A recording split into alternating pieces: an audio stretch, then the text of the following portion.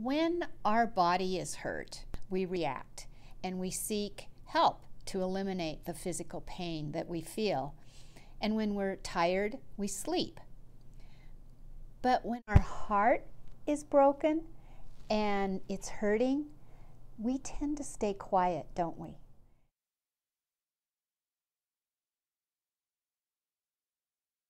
In my patient population, I see just increasing levels of anxiety. And what I was really aware of even before the pandemic was the high levels of anxiety that our society has in general. Then the pandemic happens and there's this sudden increase in chaos and unpredictability, and people are just afraid and they're vulnerable. And that vulnerability and that uncertainty, I think, just took anxiety to a whole new level. Whether people had an underlying anxiety and it escalated it, or even people who never really felt anxiety before were suddenly faced with challenges and stressors and levels of fear and anxiety that they just hadn't had before. Well, I'm ready for 2021. You know, I think this has just been a test of how much can we handle, you know, because, you know, just as we were saying, COVID, the elections, the economy, it's like, oh my gosh. And then dealing with all this, you know, during this pandemic and not having the support system that I'm used to having has made it, I think, more challenging, and having to rely more on myself, which is a good exercise, but I'd really rather be with my family and commiserate and then, you know, inspire and motivate each other to keep going. So I think that's been really challenging for me. You know, trying to find new ways to find some peaceful moments, some connectivity with people is been challenging. Sometimes in a good way, but sometimes not so good. I am single and I live alone, and so the ways that this has really thrown a wrench into my life is that I feel incredibly lonely sometimes, and I feel really disconnected from other people socially and physically. I'm an introvert, and so at first I was like, oh, okay, this is fine, I can handle this. But as it's kept going and continues to go on with the pandemic, is that I have moments where it's incredibly lonely, and that is really difficult, and struggling to, you know, find a support system and build that support system and reach out to other people. I'm like fiercely independent, and so I also struggle with asking for help sometimes when I need it. But yeah, like the biggest thing is the loneliness and the anxiety that I get from the uncertainty of how long this is going to continue to go on. I think it's a lot of stress and anxiety. It's the uncertainty of not knowing that I think where I get a lot of my anxiety from, because I'm the type of person I like structure, plan, dates, and a lot of this is like all over and you don't really know anything, and you hear all this information that you don't know if it's true or it's not true, and it's just, you know, I think a lot of it comes from that, just not knowing.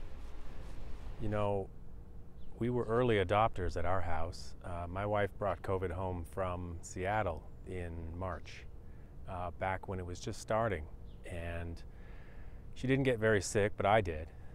And it was tough because the only people I knew at that time who had COVID were my wife and Tom Hanks. And I don't know Tom Hanks. So there was no one to ask, and there was no one to talk to. It was touch and go for a while. You know, it was tough to breathe, really tough, but I got better. It took 3 weeks, and I was lucky. And my wife's all better too, so we're fortunate. But you know, that was a lot to go through all at the beginning there, because nobody really knew what the outcome would be, and all the footage at that time was of people in ICUs and people in Wuhan being welded into their homes and that kind of thing. So it was kind of scary, but we were lucky. Definitely a lot of changes, and changes could be, for me, I'm a little bit more type A personality, so I like structure and routines. So this has completely thrown off my world a little bit. So it has impacted it by, I was used to coming to work, and then I had to work from home, change, my whole routine at home, my whole living space around to accommodate working from home. In addition to the pandemic and, impacting work and the way my children have been schooled, my mom has also been ill. She was diagnosed with cancer last year, and she was diagnosed with a type of cancer that can't be cured, so the best we can hope for is remission. Trying to deal with an ill parent while going through a pandemic has been challenging. There's a period of time, when she wasn't doing very well, and that was right before the pandemic hit. She was on treatment, and it was really hard on her. And then she got taken off the treatment and started doing better, and the pandemic hit. So I kind of had to keep my distance because I didn't want to get her more sick. So that was hard, just kind of dealing with my sick mother at a distance and just being careful. Not hugging her has been challenging, and just making sure, that we're very careful when we see each other and we still have limited contact. I plan conferences and events, life events for people, like weddings, celebrations of life, and obviously that came to a screeching halt. It was a lot of phone calls that I had to make to a lot of people to postpone or reschedule their events, and in some cases cancel the events. And that was really hard to do. It was a really hard thing for people to hear. But I think the biggest way that it's impacted me is how it's affected my family, my daughter in particular. And my daughter is in high school, and they were pulled out of school, all activities stopped, all time with friends. It was a really hard time for her. She's developed some anxiety because of that. She's been very sad, very lonely, as a lot of high schoolers are. And as a parent, that's been really hard to watch. It's been really scary to watch.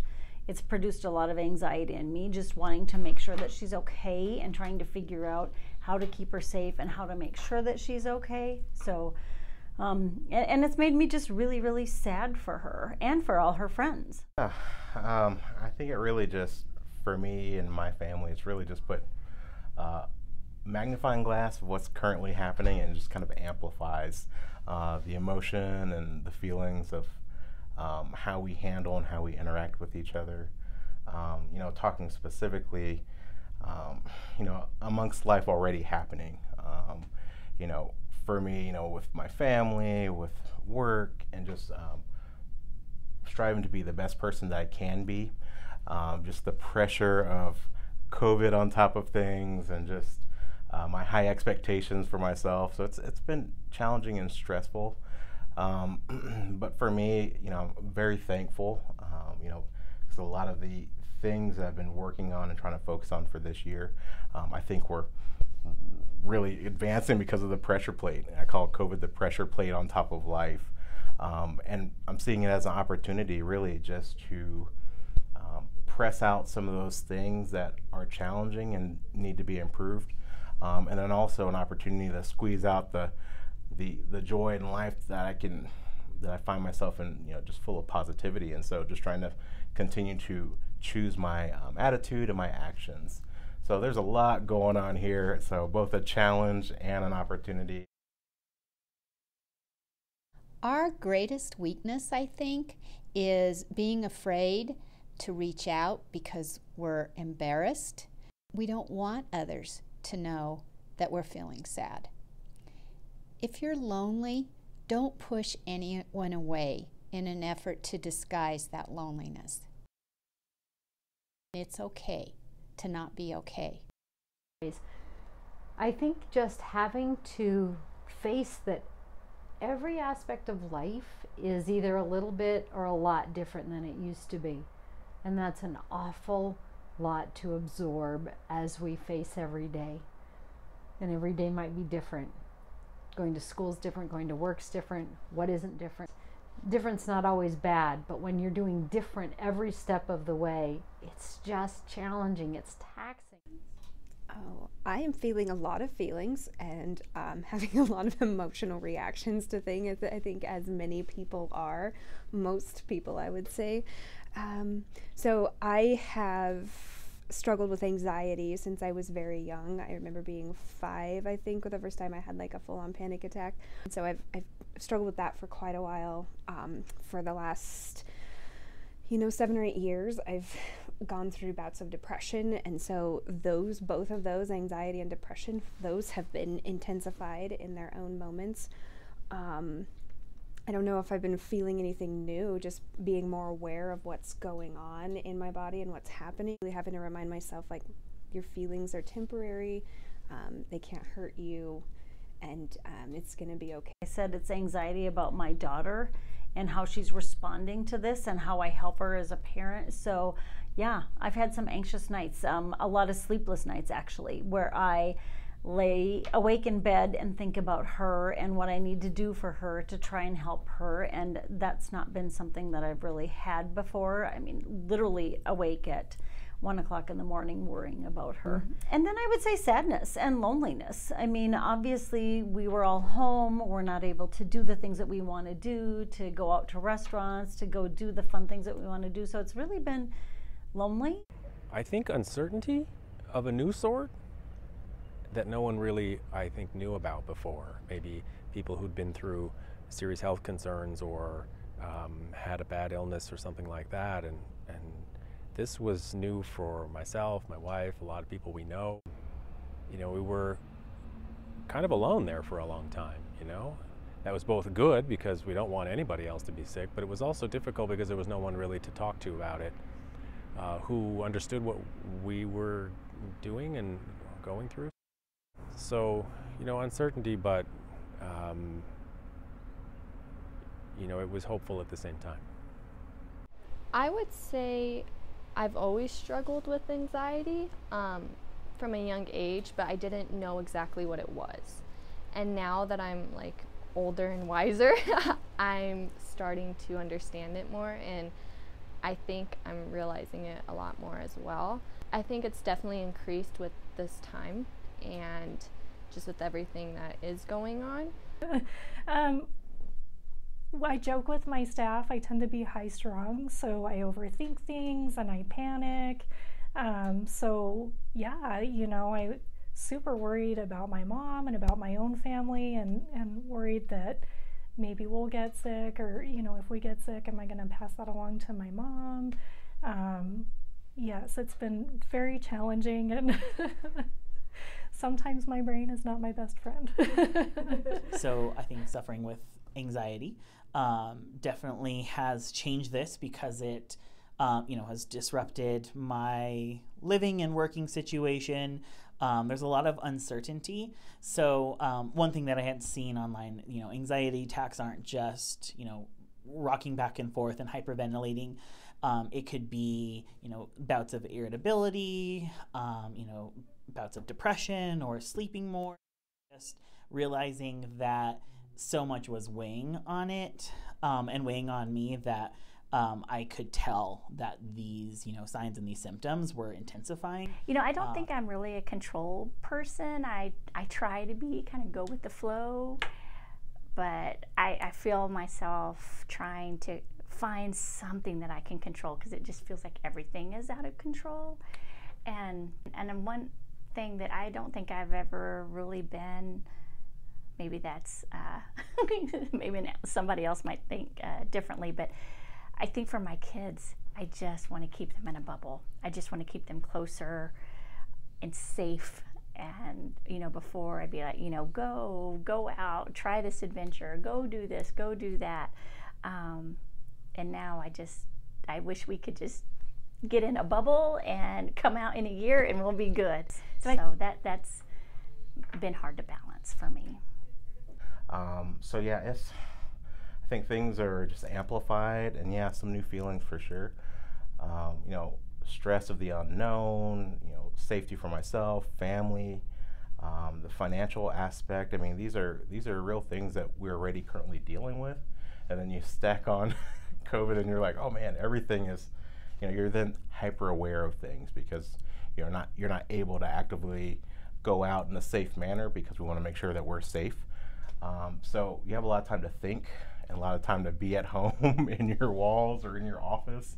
And sometimes that can be challenging because you feel like you're facing things on your own. Even when you're in a building full of people or in your home, sometimes you feel like you're on your own. So I would like to encourage you to not be afraid to ask for help, to cry, or to take a break. It's okay to be selfish sometimes, to think about your own happiness, especially when things are feeling extremely stressful.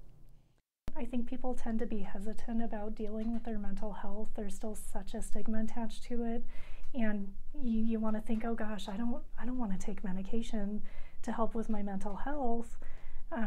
But you know, a friend really kind of drove it home to me. I have high blood pressure, and she said, you would not take your high blood pressure. Like you're going to address your physical health. You need to think about your mental health in the same way and take care of it. So that's one of the things I've done. I've started taking medication to help with the anxiety, and I'm so glad I did. It's just helped so much. I can't even begin to say how much it's helped me. We've done some counseling. I rely on my friends when I'm having a tough time. You know, I just kind of lean on them and talk to them and try to have socially distanced get-togethers. Let's see. There's a lot that I can do to try and help myself feel better. I will try every single thing that I possibly can that is like a healthy outlet to deal with it. But feelings, I feel really privileged to be able to be in a helping profession. And a lot of the things I've read have talked about how helping other people can help us feel more connected and less lonely. And that is true for me, is that when I help other people, I feel like I'm also in a way helping myself.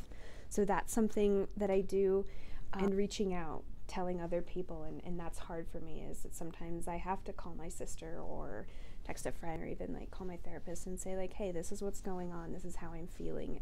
And as scary as it is to say some of those words out loud to other people, knowing that I have to do that because that's the only way that I'm gonna get the help that I need. I try to do one of two things. I'm a huge, again, proponent of mental health, so trying to reach out to my medical provider or my therapist, but also for myself, taking a step back and trying to be more mindful about what is impacting me and where those emotions are coming from, and trying to really think about, where that root is and how I can, take control of it or how I can overcome it. And then after that, doing something fun. So like I said, listening to music or, reading a new recipe and then trying it out, hanging out with my family. Well, every week, my whole family gets together and we do a Zoom call on Sundays. So that's nice. And we do themes. So we come up with goofy themes. So we get dressed up, or we're in PJs or whatever. So that's something to look forward to and connect with them. I've been doing yoga, and I just this week started just 5 minutes doing the guided meditation. And that, for me, has been wonderful. I really didn't think so. I thought it would just help me stretch the yoga. I thought that would help me stretch and stuff. But really just having some quiet moments, really to kind of recenter, it really works. It works for me. It just helped me quiet the noise. And I feel so much better when I am done. And I feel like, okay, we can get through. I was kind of thinking about it. Kind of three things really that are important for me. My faith, I believe, and thankful for Creator and just the purpose that I've been here, placed on earth for.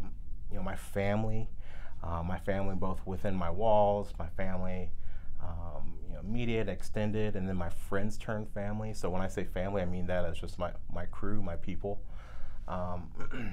And then fun. I mean, it's, even during hard times, I still try to have some fun. And even if it's like a 3-minute laughter session with folks, family, or dance party, those three things for me have really been able to get me through some pretty tough times. Not just through COVID alone, but just in life. But now, we're currently dealing with that pressure plate of COVID? So honestly, I have been using meditation. There's an app called Headspace that I've been using, and it kind of talks you through how to meditate and just some visualization you can use. I've been walking a lot. I've been going on a lot of walks lately. I'm a very artistic person, so I've been painting a lot more. And I've been talking to my mom like a lot. Like when anything's really bothering me, I just, hey mom, like it's kind of what I'm feeling. This is what's kind of going on, and that always helps me. But meditation has really helped me a lot, just to kind of clear my head and, you know, it's gonna be okay. Like one day at a time, a step at a time. So, yes. Exercise. You know, I like to run. I'm trying to stay busy with work, of course. I talk to my wife a lot about it. We talk often about these kinds of things, and that I think communication is really important. Talk to friends of mine. Again, just trying to stay busy. You know, we agreed at our house to just have something to work on, something to look forward to, even if it's little. You know, these days a trip to the drive-thru is so exciting. You know, it's exotic to go to Culver's. So we've spent a lot more time together as a family, as everybody has, because you're stuck in the house together. So we're spending a lot more time just talking. We spent a lot more time having dinners and doing things together, like watching movies and playing games. Those are kind of stress relievers. And then I've spent a lot more time walking my dogs, taking my dogs out and spending time with them as well. So, and just getting more exercise in general. And then I have a new grandbaby, so spending time holding her too, and she kind of makes all the stress melt away when you're holding her. So We're not all in the same boat. We're all in the same storm. But some people are in a yacht and some people are clinging to a piece of driftwood. When you feel able to reach out and maybe throw a life raft to somebody who needs it, do that. Reach out and try to offer someone that additional support. Henry James reminds us that there are 3 things in human life that are important. The first is to be kind. The second is to be kind. And the third is to be kind. Take good care of yourself.